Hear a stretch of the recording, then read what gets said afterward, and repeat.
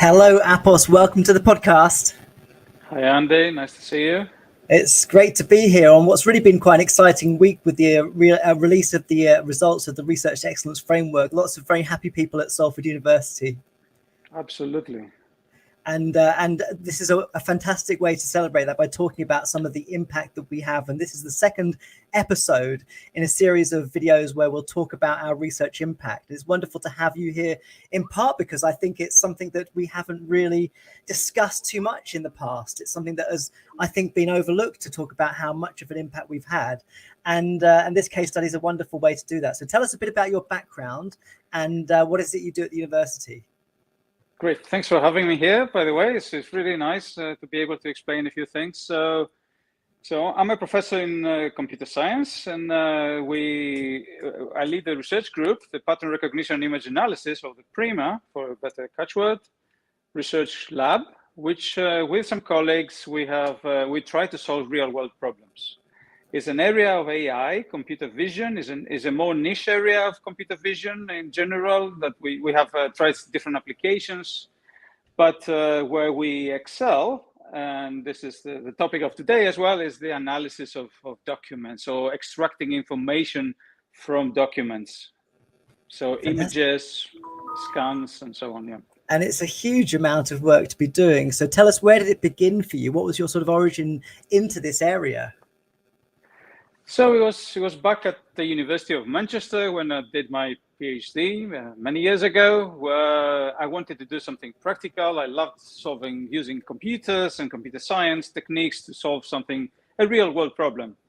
Plus, I'm fascinated by making data available to people. Information empowers people. So doing anything to help make those, help people have information available is great. So working on documents, I started originally with other type of images like medical image analysis and so on, but this new area of document image analysis was coming up, and it was fascinating to see what can be done. So with the support of my supervisor then, I started working on this. There was only one scanner in the whole university, and I could book some time on it. Sounds like the old mainframes that people were working on, right? And then it grew from there. I went to the University of Liverpool, continued, started building this PRIMA group there, got some PhD students and some research projects, and then it continued, but really grew when I came to the University of Salford, where this type of research is very much valued, research that has a real world impact. And we had the support of the university in many ways, not only scientifically, but in commercial ways. We license software. We were able to have this wide impact through this work there. So in a nutshell, we make unreadable data into operable information. So any data that is not readily accessible and operable by a computer, right? So you have a lot of AI, machine learning, needs a lot of data to work on, to learn and do something useful. But this data is not, if it's an image of it, you take a picture of something, it's just pixels. right? So it's our job to make to extract this information. In this case, it could be text, it could be numbers, it could be anything useful. Understand it, and then put it in a way where all these AI techniques will work on it, or people will read it. And so that sounds like quite a complicated task, not least because the volume of data that you're actually working with is huge. So the process is developing the software itself. Is that the sort of starting point? Yes, so we have a fantastic collaboration with some colleagues. Just a couple is Stefan Pletcher and Christian Klausner over the years. So we developed new formats, new methodologies, new software, new workflows to be able to do this. We worked with fantastic partners like the British Library, major European libraries, national libraries, where they have massive digitization programs. And we learned a lot about how to make the tools from being scientifically novel into practically useful at a large volume, right? We're talking about millions of pages of newspapers, of books, of family records. We work with organizations like Family Search in the US, which are the biggest genealogical information organization, and so on. And it sounds to me like this involves a large amount of collaboration. And I suppose all those organizations that you've worked with in developing the case study, they were all, as you mentioned, very much in the process of trying to figure this out. So was there a lot of international work going on in this field at the time you began, or were you one of the early people to sort of start doing this? How did you sort of get into the space where people were trying to figure this out? In the beginning, it wasn't. There were a few companies in Europe, like Siemens and so on, who were trying to do something, and then it was the United States Postal Service in the US that were doing things like this document analysis. But later, we were very lucky, I would say. We were at the right place, or we were prepared to be at the right place. For a lot of cultural heritage funding by the European Union. So the major players, the main content holding institutions, as I mentioned, the British Library, Dutch, French, German, Austrian, several national libraries with pioneering digitization programs. Started collaborating together. We were invited in those consortia, and we started developing the software, which eventually, after several projects, matured, and we now make available to different people. And I suppose there's at least two main sort of purposes. One is to make the materials sort of publicly available, but I imagine a big part of it is also the internal value to the organizations involved. So do they sort of do a whole range of sort of analysis of the data? I mean, how's it being used once they've digitized? That's brilliant. Yeah. So our latest collaborator and a major collaborator of ours is the Office for National Statistics, and there we have a new addition to our team. That's it's Justin Hayes, who is a population statistician, and he understands the data as well. So we go from end to end, from the actual hard copy through digitization, scanning, and analysis of the image and extraction of the data, and then understanding the data and modeling it in a way which is useful, first to the organization and then to the people. So the ONS, the Office for National Statistics, have started digitizing the census information for England and Wales, starting from 1921, 31, 41, there wasn't census, 51, 61, and so on.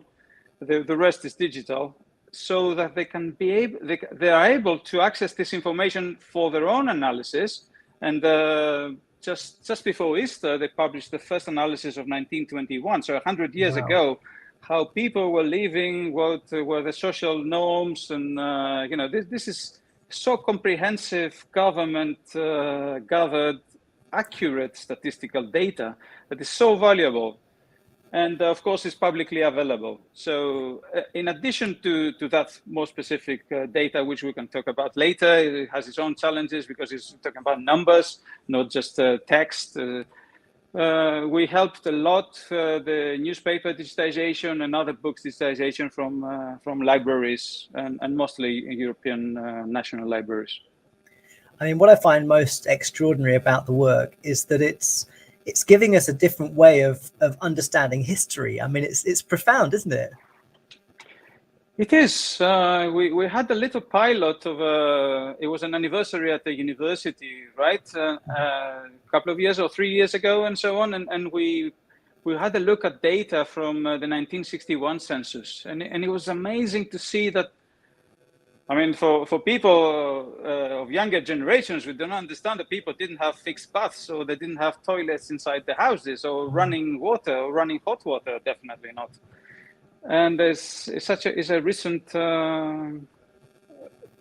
facility that we have all this, and it's fascinating looking through the census, what has changed over the years, and how multicultural our society was forever, and how it's fantastic insights you get by reading all this, because it was so hidden. There were a few copies available in some public libraries, and somebody had to go and read it there. Couldn't even take a picture of it and read it at home. So it's fantastic to have all this data, and you can compare it across years and across regions. I mean, when I think about the impact of this research, it's not just in realizing something so valuable for an organization or for a community, but actually it's providing access to information that for the entire future we would see potentially differently, because with every generation they may look upon the data with a different set of eyes and make different inferences or ask different questions of the data. So it feels like the impact of what you've done just will go on forever. It's humbling, and it's also very much motivating to work with these partners and this kind of data, and feeling you add a grain of sand into the information out there in the world. It really is. Yeah, and it must be, I mean, one aspect of that is also being able to sort of manage the legacy of that research project or the ongoing work that you're doing, because we often in research impact case studies, we sort of talk about how you evidence, how you capture. And it feels like with this, I mean, obviously you can articulate what you've done and the organizations involved, but all those little sort of ripples of what you've done are just going to be huge, really, I think. Yes. So, I mean, we had the large impact as evidenced by the case study, and is very favorable outcome as marked by the ref. But we're still at the early stages, because all this information is either at the early stages of becoming public, and people haven't really discovered it yet, and it will mushroom into significance there. But also a lot more information is in the process of becoming public. Yeah, and actually on that, we've got one question that's come in from John from LinkedIn, asking whether there are any examples from the case study yet. Is the projects that have been developed, are the materials now already available, or is it still very much in development? So we have the first results out. So ONS have published on, we had a post on LinkedIn, and I did share it. So it's also on the ONS blog, the first analysis from the 1921 census. And then there are previous information instances where I can provide more. But if you search, you will see a lot. Yes, and I know we certainly will, as a university, be sharing a lot more of our impact case studies over the coming weeks to help people see what we've done, but also to make all this stuff accessible so that people can discover it. I mean, the family genealogy aspects must be fascinating to do. I mean, the histories there that are perhaps undiscovered by people yet. And again, it just makes me think, gosh, the impact on people that discover this. We often sort of see stories of people learning about their past, and they're just amongst the most moving experiences I think people can have. But certainly working with organizations like the British Library as well, it's a mammoth task, really. It is. I mean, in terms of the genealogy, it's very interesting, because the National Archives had a collaboration with Find My Past and digitized the individual forms that each household filled in 1921. And now we're telling the backstory of that, right? So all the household forms are available now from the National Archives and Find My Past. But you can see your individual kind of grandfathers or great-grandfathers kind of story, but you need the background of the whole region or town or country and so on. So we also work, apart from the ONS, we work with Family Search, as I said, which is a US-based, is the largest genealogical organization, which have billions of family records from all over the world, from China, from Latin America, everywhere, right? And they have about 30,000 volunteers which use our software. They license it and they give it to the volunteers to actually tag every single name of people, and you know, whether it's the father or the son of somebody, or the mother, and so on. And so it's very nice interlinked kind of legacy from this, right? That you know, they keep building. Now, you mentioned also the British Library. An interesting aspect is that a lot of information is just not possible to be processed with the standard software that you can go out and buy. Right. And two exciting examples are Arabic manuscripts of early scientific discoveries, right? So there are several pages of these fantastically illustrated and handwritten examples of scientific manuscripts in Arabic, and it's just so we teamed up with the British Library, and if anybody hears and has interest in this, we're setting up a challenge. We started it some years ago, and we're going to rerun it to see if anybody can actually recognize those documents by computer. And we had another challenge as well. For the early printed Indian language documents, which have 200 years of worth in the British Library of documents, of early books and printed documents, and just current technology just doesn't work. So it's an open challenge to all companies and research groups to try and find the solution. So there's another way we can try and help, apart from digitizing ourselves. Now, in terms of the process, there must be, I suppose, is there some manual aspect at the start of it all, like in terms of scanning? What does that process involve exactly? I guess it varies, perhaps. So nothing like this, which involves a lot of human judgment and knowledge, is fully automated, right? So the key ingredient to have something which is effective but also efficient at high volume, because we're talking about millions of pages here, right, is to involve the humans at the right level of involvement, right? So take all the repetitive tasks and whatever the software is great at doing, and keep the humans minimally involved, but with an intervention where they are at the best, right? So they exercise the judgment. So it's a semi-automated process, but it changes according to the project and the difficulty as to what involvement the humans have. The idea is to have as minimal involvement as possible. But you don't want to be making mistakes that cost a lot later, as the data is not accurate. But you still need to involve humans. Humans are great in terms of judgment and the knowledge, the background knowledge they have in understanding some things. And with a small intervention, you can get the whole interaction going very well. And I imagine, just to bring it back to basics for me, it's things like having to turn pages in books. I mean, what is the role of that human in the process? Oh yeah, the role of the human process starts first of all with deciding what is the best, what are the best parameters for capturing. So the different documents. So you have, on the one hand, you have books, very early books were of such high quality because very few were produced on linen-based, what we call paper, right? So these are very nicely preserved and so on, and also you need to turn them by hand, as you say, and all this. Then you have, on the completely opposite side of the spectrum, you have newspapers, which were only produced and meant to last for a day or a week, right? So the worst possible paper, because you throw it away, with the worst possible ink and ink distribution and so on. But people are fascinated by newspaper stories. So all the libraries are prioritizing newspapers for capturing them. And they have run out of time. So the British Library has many millions of pages of newspapers which are crumbling. And they're digitizing day and night and still running out of time to digitize them all. So these need special handling as well. And there are different parameters in the image characteristics and in the scanning apparatus and so on. So this can be done, by operators and so on. And then these images are automatically improved. Automatically, we detect where is the text, where are the illustrations.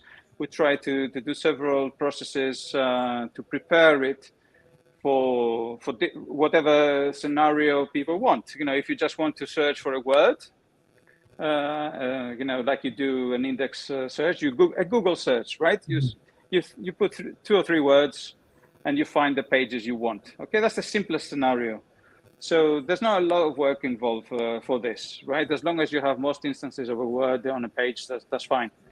But progressively, we talked about AI and machine learning, right? So you want to say summarize or understand the concepts or the context of a newspaper article, go deeper. So if you want to do a higher level of analysis and understand the meaning of the sentences, you need a much higher quality of digitization. So that you need to involve a lot more processes of understanding the content, not just extracting individual characters from a page. So humans, there are different workflows, in other words, with different goals. And very often when you talk about millions of pages involved, economic considerations take place center stage for government organizations like the British Library, for example, and most libraries, right? They only have 100 million pounds to spend. I said only? I said yes, but if you think about how many millions of pages we have, it's less than a p per page or something. So that's not enough. I mean, what's really amazing to hear, and I guess one of the questions I want to sort of ask you is really, what is the sort of future of this? Because it sounds very much like a system that would want to be acquired by Google or someone like that, because I know that there's that desire to sort of occupy the space where you have huge international scale projects which are of sort of great societal significance. So I think it's interesting, particularly from a researcher's perspective, to understand that trajectory of a project that maybe is software based, that then is trying to fulfill a sort of social mandate. And how do you sort of wrestle with that as a kind of trajectory of the work? It's interesting because we try to produce tools which can be used in multiple ways, right? So we can use the software to digitize things in projects that we have, say, right? So making available the data from the census or from books for people and so on. And the ONS have already made the data public, which researchers can actually use, right? But the tools that we have created help other people to create their own digitization tools and workflows and so on as well. And moreover, we have quality evaluation tools, and performance evaluation tools, which companies like Google, they have done. And other major organizations who create tools themselves can actually evaluate how efficient and effective their tools are. So we contribute in the development as well. So we evaluated Google's deep learning based recognition engine for text some years ago. And we help them evaluate the different iterations. Google has a great research team for this. Of course, they do many things. This is only a small part of what the Google conglomerate does. But it's great to be able, with the same tools and keeping alive. And through the licensing income we have from these tools, we plow back everything into developing those tools further for people to use. And they have been used by several, as I said, organizations to improve their tools, organizations to help them with a digitization strategy. So a part of the social aspect of it is, say, the British Library wants to digitize a fixed amount of material because of budget limitations, or you have to prioritize. They have so much material that they mentioned that if they digitize day and night, as I said, right? And if they wanted to have everything digital from their content, they calculate they should have started about 50 BC